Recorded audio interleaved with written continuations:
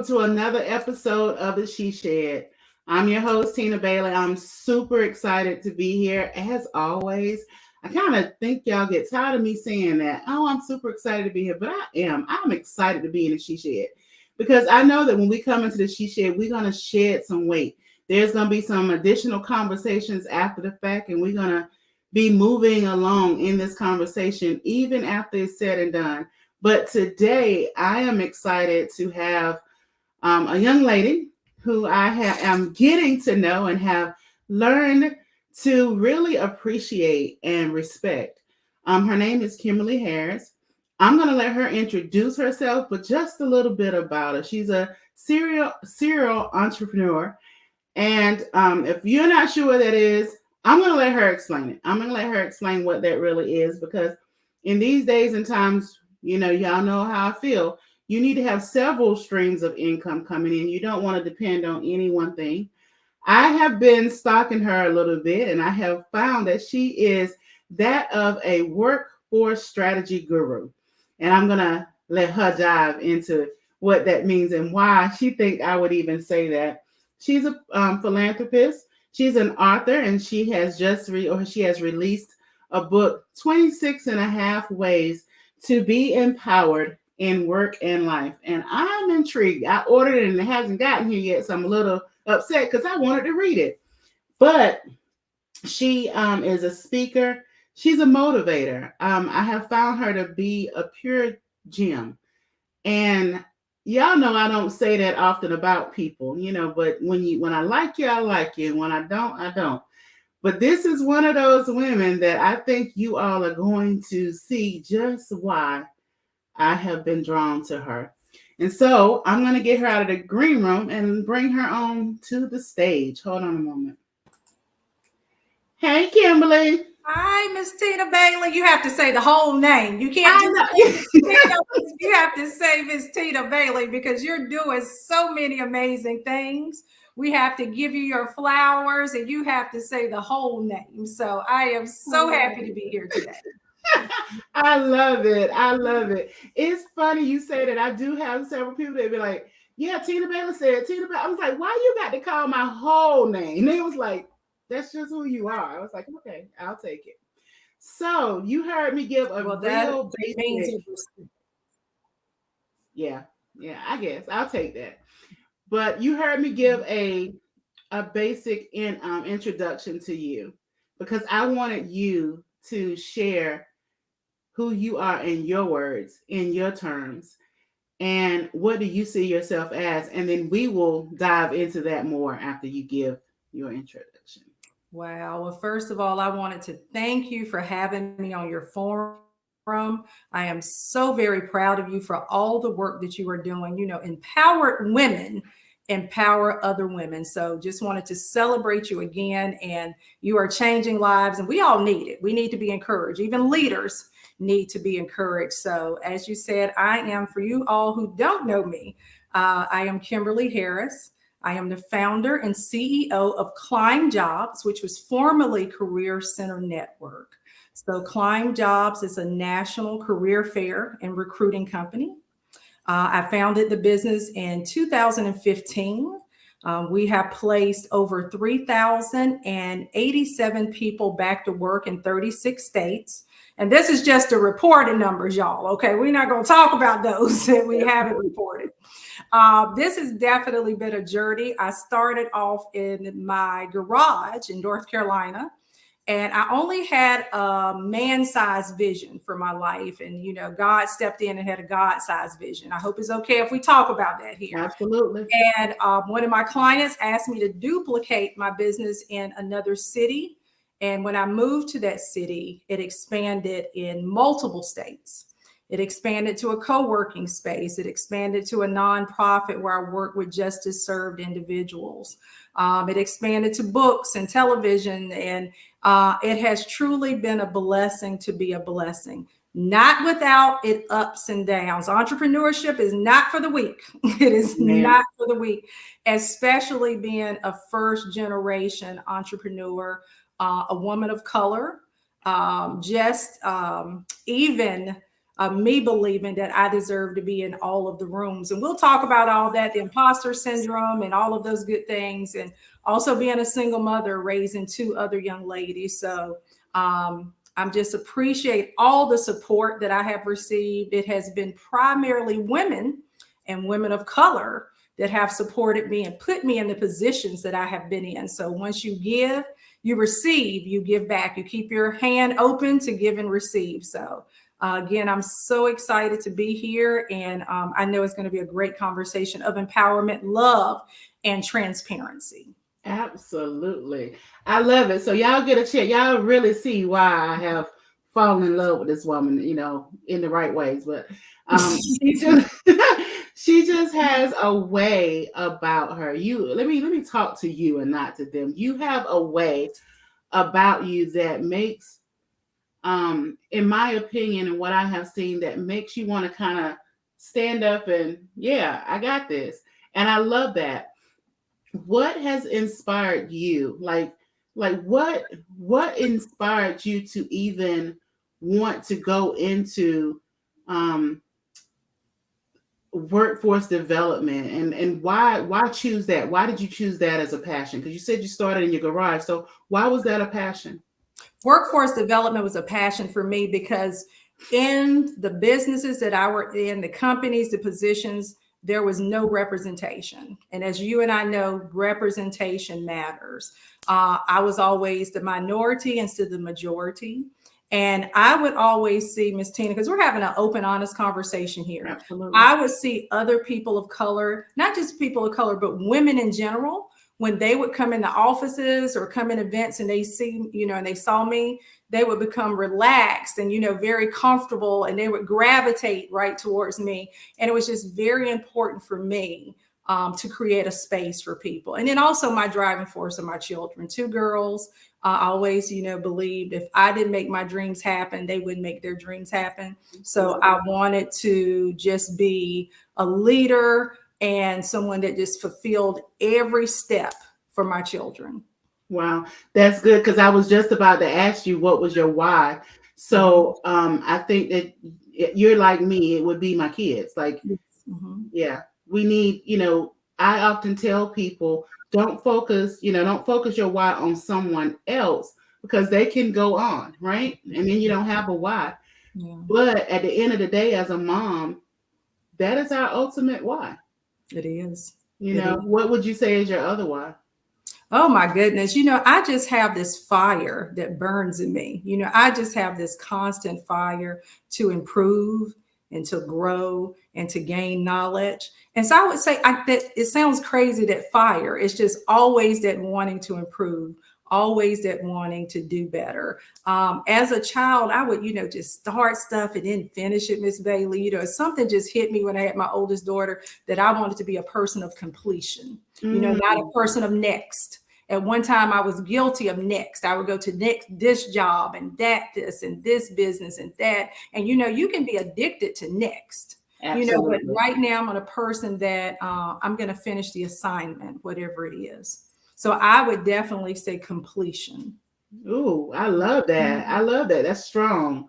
That's strong. And you're so right.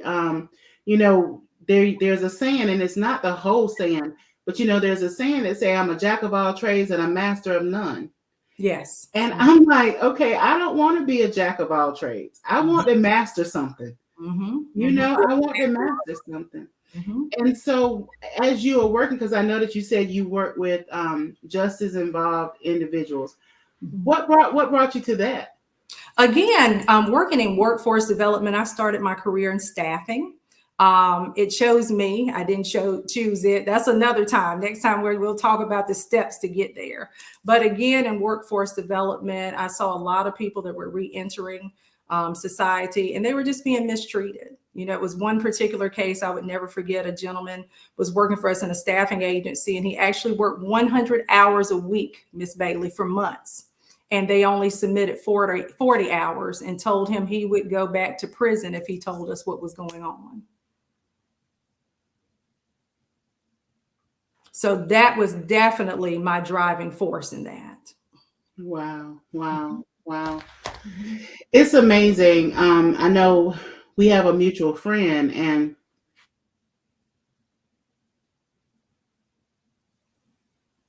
we've had many discussions of how that are in a toxic or abusive relationship are kin system, because they both have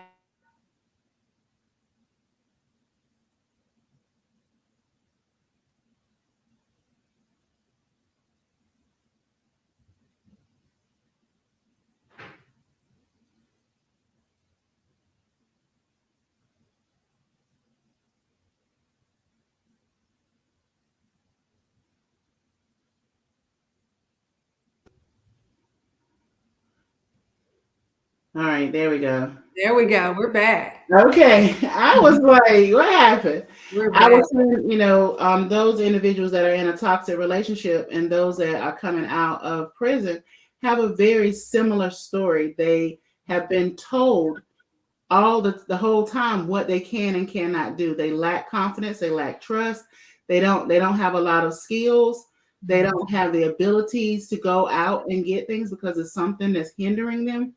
And so when I was talking, when you was just talking about that, that is one of the things that I thought about is so important to make sure that we open up space to where those individuals can have those opportunities. And I'm curious to know, what is your when you are dealing, and you can decide for us if you want to, really focus in on the justice involved. But I feel like we need to make sure that people realize and understand the importance and what they serve and how they're serving and how they can serve. So what would you say to someone that's out there that's like, I don't want to hire them? I think that you need to look at each person as an individual, and you need to look at their backgrounds. I don't know about you, Miss Tina Bailey, but I'm not even the same person I was 3 days ago. Yeah. Much less someone came in our office last week and he can find employment for something that happened when he was 18 years old. This gentleman is 38 years now, 8 years old now. He's a minister. He's a community activist. So I would say to definitely look at the person as an individual and challenge, be the change, challenge your organization, challenge your company. Because right now we're on a talent shortage. We are in a pandemic era. We're post George Floyd. People aren't working. They're just not searching like they used to. And so tap into your resources. You're going to find some talented people. And I don't know about you, everything is service. I think we can speak like this on forum, but I serve a God of another chance and another chance and another chance. Another chance, right? Yeah. So I would say definitely just get to know a person, their complete history as an individual, instead of what a compliance book that was written in 1986 says. Come on, that part. And I think if we think about it like that from that standpoint, even if it's not just employment, if we think about that in the terms of life, don't size someone up based off of what you heard about them. Because like you said, I'm not the same person I was an hour ago. If you knew me then, you better ask me, because I could have changed. Yes, you could have changed. I've raised my girls to not run with anything, not just receive information and just run with anything. Again, it's just the individual person and getting to know a person. Someone started a story with me today, Miss Bailey, and I said, that hasn't been my experience with that person. So again, just, going back to what you said, even not just professionally, personally, judging a person by their integrity, their work ethic. And again, just being that mentor. Mentorship can step outside of the workforce, outside of 8 to 5. Absolutely. I love what you just said. You taught your girls not to run with it. Let's unpack that. Explain that. Just don't run. I know, but somebody's like, what? What's she talking about? Yeah, just don't run. You hear things on television and you hear, and this person's a bad person, or this person's just gone through, they're going through something or something. Just don't take that information and run with it and make a judgment over that person and spread it to 5. It's a cancer to 5 or 6 different, and that person spreads it to 5 or 6 different people. Just find out more information. Be careful what you share. Make sure everything in your life is clean as well when you're sharing information. But just don't run with things and ruin someone's reputation, their day, their life, their legacy. We're legacy building.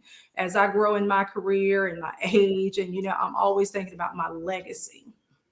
What kind of legacy do you want to leave? I want to leave a legacy of service.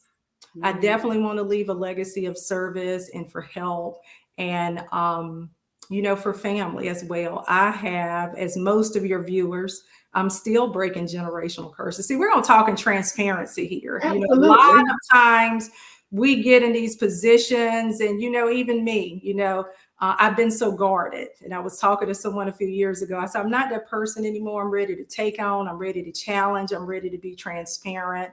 And me being a first generation entrepreneur, first generation college graduate, if for me the legacy is no more first. Is no more first. Is to continue growth and the growth of service. So, okay. So let's talk about that. You say no more first. No more first. I'm when I think about that, I'm like, I want to be the first. I want to be the first. I want to show and prove that it can be done.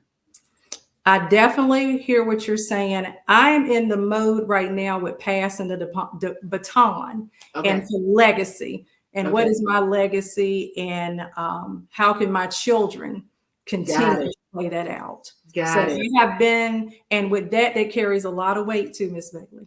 That carries a lot of weight to be the first in your family, to be the first, and breaking generational curses as well, and generational behaviors. I decided to build my house completely different, not off the foundation that was given to me, that was passed on, I inherited from the ground up. And that takes a lot of work. That takes a lot of effort. So, and just raising my children completely different. So now it's, the baton passing time. And what's next? And no longer be the first. I was the first, and now my children are in college, and they're building and they're building and they're building. Okay.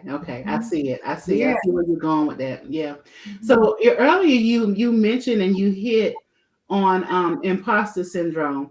Woo, now she is something.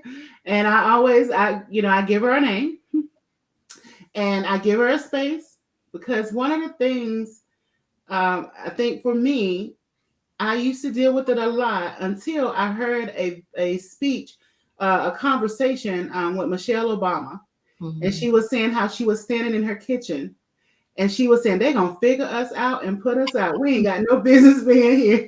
And I knew if she was dealing with imposter syndrome, it was okay that I couldn't sit in it, but it was okay. I had to stop beating myself. How do you deal with it? I have just conquered that. Like you said, that monster. I'm going to name her something else. And I want to go tell you a little story about me conquering that. And, I told the young lady that I said, the student is now the teacher. I had a big interview, Miss Bailey, on a television station in Atlanta. And it was, this reality star was going on before me. And this star was, had gone on the week before. And it was a really, really big thing. I was discussing workforce and my career fairs. And I'm always me. I thought I was always me. But the day before my interview, I changed my hair. And toned everything down and put on my black suit and cut the nails and everything. And so the day after, I asked a young lady who was my manager at the time, I said, how did I do on the interview? Because she always calls me immediately after interviews.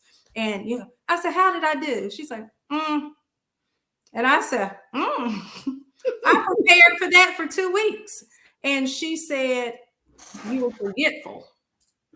She said, frankly, I feel like you wasted my time because I set this up for you. And she said, I didn't even know you were on there. I asked people, did you see my client? And they said, who was she? And she said, she has the blonde hair and the nails and lipstick and all. And they were like, no, I didn't see her. And she said, why did you feel like you had to tone yourself down?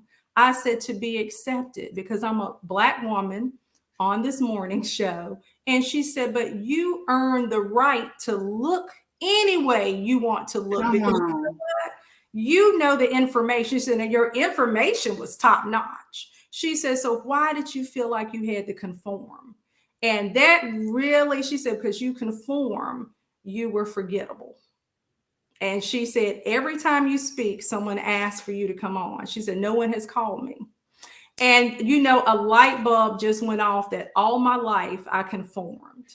I conformed to be accepted in corporate America. I conformed to do this position. I conformed for this. And then I start tapping into and learning more about the imposter syndrome, not being my true, authentic self, just to fit in. And that was it. That day, that was just a turning point for me, and said, I'm going to wear whatever I want to wear. I'm going to do my lashes. I'm going to do whatever I want to do. Maybe I don't want to do it one day. Maybe I do. But you can't take away my knowledge and who I am and how hard I have worked and sacrificed and studied and helped people and serve. So that's just a way for someone outside looking in, telling me, why did you change yourself? And I'm going to tell you, Ms. Bailey, I was embarrassed. I was disappointed in myself. I've always said I've never disappointed myself, but I start reviewing all of the times that I wasn't my authentic self, because deep down, I just didn't believe.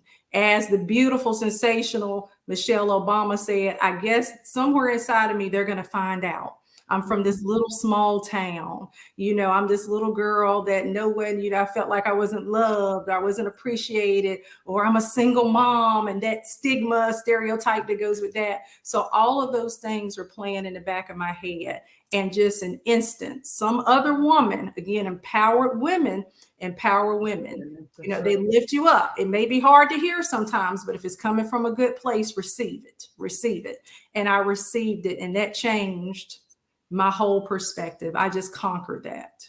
I love that story. I love that. And it is quite amazing how it can be something like that can be a whole change in our whole dynamics, our the trajectory of how we move and how we walk, everything.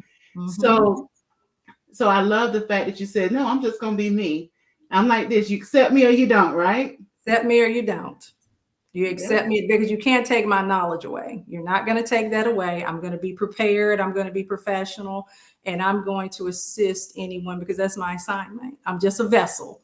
That's my assignment, and I'm going to do it every time. So again, just conquering that. And for your people that are listening or viewing, just be your authentic self. You know, be your anything I didn't receive, I wasn't my authentic self. And it's been so many opportunities. It's been so many. And I used to ask myself, why didn't I get this? Or this station called, or this call, and it didn't happen for me, because I was just not my true self. Oh, wow. I love that. I love that. So if you had to say, I'm trying to figure out which way I want to go. If you had to say, what has been the most challenging thing being a Black woman as an entrepreneur, what would you say was your most challenging thing? It's not just in the back of my head. My counterparts, my competitors, working 2 to 3 times as hard. Even to this day, I feel, and I don't just feel, I know that some people feel like that they're doing me a favor to work for me. Work with me to do business. You know, be thankful I'm doing business with you. I'm doing you a favor. Not that I'm at the top of my game and I'm saving your business. I think that has definitely been a challenge with me being not just a woman of color, a woman walking in the rooms. And a lot of rooms I'm in, sometimes I am the only woman, the majority of time. And it's really hard for us when we assert our authority. We're viewed as something else. And you know what I mean? Absolutely. The angry Black woman, or the angry Black woman, the angry woman, stay in your place. I've literally had someone tell me, you need to stay in your place. So I think that has been the biggest challenge. And there's so many other challenges for women. I was doing some statistics the other day, and with us making, 68 cents on the dollar towards our male counterparts, that's still going on to this day. I think Black women and Latino women, it was 58 cents versus, non-women of color. So it's just things that we have to deal with economically, us not getting the loans, that we need for our business. The funding isn't there. If you've been reading all of these things in Atlanta, even nonprofit that, has been challenged. You guys have seen all of that. He was sued for only giving funding to women of color. So Yep. we are being challenged right now for helping each other in Yeah. our community. Yeah, it's really sad, and so I deal with individuals that are seeking to start nonprofits, and you're right. It's really sad when we can't help each other without feeling that we're going to be being blamed because we're doing what we're supposed to be doing. So I also know that you have a nonprofit, right? You have Yes, reemerge. Yes. That's right, reemerge. Mhm. And so tell us a little bit about that. I know that. Well, tell us a little bit about that. I know. Well, we are relaunching reemerge, and for all of you guys, we were a little stagnant during the pandemic, and we were focused on the career center and rebuilding. But reemerge, we work with people who justice serves individuals, female and males, women and men. I have a friend who's like, "You're always empowering women. We need help too." It's for everyone. And we want to help you with workforce strategies as you re-enter into society and make sure you have support, whether that's resume support or whether that is job seeking service or even clothing. We have other partners that will help you prepare with your clothing and portfolios, and so you can present your best self. And again, if you've been out of society for a while, we want to make sure that your pay rates are compatible. They are in line with what everyone else is getting paid. And also, I had someone to come back to me 3 years ago. Now he's been on his job for 3 years and he's ready to transition. And that was just so positive. And he received a non-compete agreement. He said, "Ms. Kim, I want you to look at my non-compete. What is this?" He was so excited. The elevation. We were just all so proud. So we are there to help you any way that you need in your job search to make sure that you are, again, sustainable employment you're receiving. And we can tap into that. A lot of our career seekers, not just those who have been involved with the justice, but underemployment, that you are actually making a wage that you can live off of. So if you was to say, like, what is the, if there's an employer that's looking at this and they have a bias or a stigma on hiring someone that is justice involved, what would you say to them? Again, as we said earlier, just the individual, you have to know the whole story. A lot of people, there is a such thing as racial profiling. There is a such thing as wrong place at wrong time. There's a such thing as just wrongly accused. So you need to just take time, 10 minutes to listen to the entire story. And you would be amazed. You would really be amazed. Yeah. I think that, we miss that. And that's why I wanted to bring it back up. Like, we don't always know what our biases are. We don't think that we have them, but we do. And everyone has some bias. Everyone does have some. Everyone does have some. It's just rethinking, training your brain to think somewhere else. Yeah. And challenging. Don't be afraid to speak out. Don't be afraid to do what's right. I love that. So if there is someone in the Atlanta area, who would be your ideal client at this point? Oh my goodness. So we're talking about employer. Whatever you need. My ideal client. I have some amazing clients, but I would really, really love to work with Dun & Bradstreet. I worked with them probably about 7 years ago, just a little bit, but I think that we would be a great partner to provide financial literacy for our new job seekers, for our ones that are retiring. We're getting at that age. All of us are transitioning. I'm thinking about my future and what my wealth legacy is going to be in retirement, but I would love to partner with them. That would be an ideal client for me.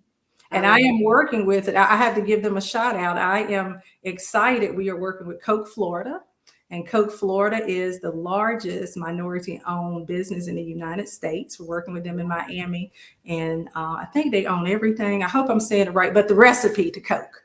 So I'm very excited. Shout out to all Lauren and everybody there in Miami. So that is my dream client that I'm already working with as well. That's funny because that was going to be my next question. What is that thing that client that you're most proud of? So you answered that. Yes. So if Wait, Miss Tina, I love all my clients. I mean, yeah, we love all, yeah. They I don't love all of you guys. all, yeah. Yes, we do. Yes, Yes, we we do. Yep, do. every one of them right there. They're all even. Yep, They're right all here. even. So Yep. much love. Yes, yes. But I think that, one of the things that I really, want to also talk about is, so, the podcast is all about helping women to really boss up, to Mm, be authentically who they are. And so my definition of boss is to be bold, optimistic, strategic, and self-reliant. yes. And where, how do I ask this question? What is your definition of boss? And where do you fit in that definition? Wow, what a great question. Well, first of all, what you said is fantastic, to be self-reliant. You have to take care of yourself, ladies. It doesn't matter. We're happy if you're in love, you have a family, the children grow up, relationships change. You have to be self-sufficient and definitely live out that dream. I don't care. Don't let anyone tell you how small it is, how big. Dream big. I'm a big, big dreamer. Absolutely. Please fulfill those dreams. Again, you'll wake up and I should have, I could have, I would have, I've done it. You have the talent. Bossing up, to me, being a boss is to take those risks. Be a risk taker. I've always been a risk taker. Be a risk taker and make those dreams happen. And again, self-reliant. Make sure you are taking care of yourself financially, mentally, spiritually, emotionally, that you're taking care of yourself. That's a boss to me. That's a boss that I can take care of myself in every aspect there is, and that I can empower it. I can give it to someone else. I can help my friend. I can help my sister. I can help my community. Open a door for someone else. But ladies, when that boss opens the door for you, act like you got some sense. When they Come push you on. through the door, act like you got some sense, and also hold each other accountable. Miss Bailey, if you ever see me out there, and Miss Kimberly, you just hold me accountable. Hold me accountable as I will hold you accountable. I So love it. that's being a boss. Love, respecting, and holding each other accountable and opening the door for the next generation. Ladies, just hold on to it. Teach the other ones to lead. I have a young lady in my company now, 22 years old, and she manages everything of mine. And I spend 3 hours a week mentoring her because she's the succession plan. Open Mhm. that door. Open the door for them. It's okay. We've had our time. I love it. And that's why you're going to be blessed. That's why you are blessed, is because you don't mind sharing. Like, we can't walk around like this and expect to get something, No, we can't. but so often that's what we're taught. We're Mhm. taught to walk around like this. Mhm. And oh, you got to hold on to it. You No. can't hold on to it. But we'll talk about that in a minute. But so if I love that you had said, self-sufficient and self-reliant. And I want to make sure that we understand being self-sufficient and self-reliant, those two different things. You need to be self-sufficient so you can take care of yourself, but you need to be self-reliant so you can rely on yourself. Oh my goodness. Yes. Yes. And Because trust yourself too. Trust yourself. Mhm. yes. Mhm. So how did you get to the point where you could trust yourself? I began to trust myself when I started limiting my circle. Come. I started limiting because if you have a lot of people in your ear, you can't hear the word of God. So, and you have those answers. Those answers are deep. Miss Tina Bailey, she knows what she needs to do next in her life. But if you're hearing all this negativity or all this, or I would do this, people who've never even done what you've done, haven't even dreamed of doing what you're doing because they haven't, what you're doing is weird to them. So if it's uncomfortable for them, especially if you're outgrowing them, okay, you guys, that everybody can't take that elevator to the top with you. Come They're on. not prepared. Miss Tina has put in her work. She's done her podcast. When she's doing her days off, she's interviewing people. She's putting that work in so she can take that ride to the top. You have to put your work in. So I would say definitely eliminating those noises. Even if you have to move, I had to literally move out of my town and I had to work in just privacy. I had to work in isolation. Elevation requires isolation. So you just can't listen to those people. That's not your path. That's not their calling. It's your calling. It's your dreams. You cannot listen to those people. They have not walked the path that you're going to walk.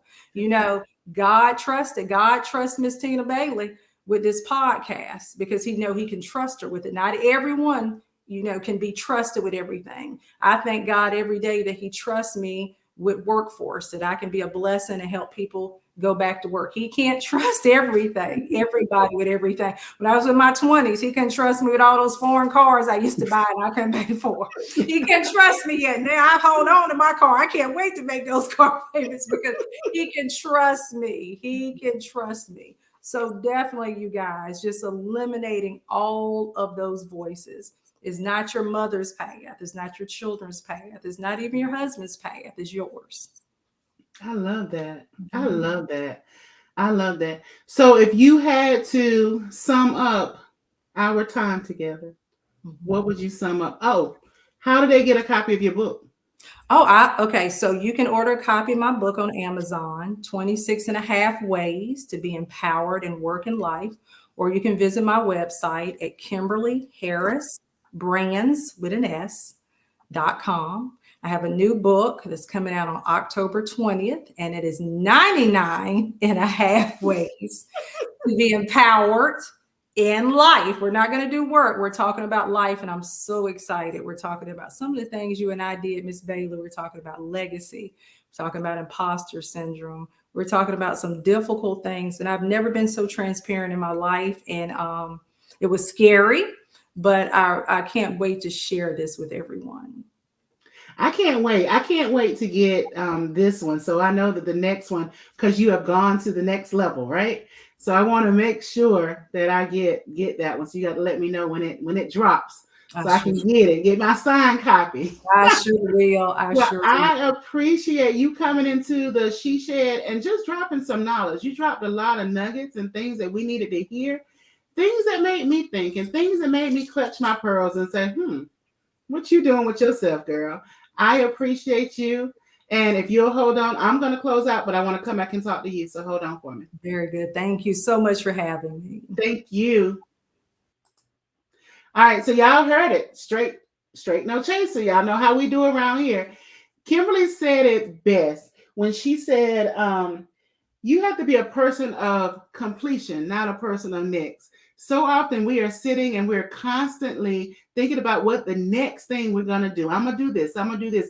But you haven't completed the things that you told God you wanted to do in the first place. So it's time for us to stop and ask, okay, what am I working on right now? What do I need to complete before I go to the next level? The other thing that I love that she said, elevation requires our isolation. So often we are constantly trying to get everybody else to come along with us. And those people are not designed or created to come along with you.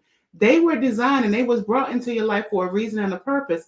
But some of them have already completed what they were supposed to do in your life. And it's time for you to let them go. Remember, you are the CEO of your life and you get to promote, demote, and terminate anything that is no longer serving you.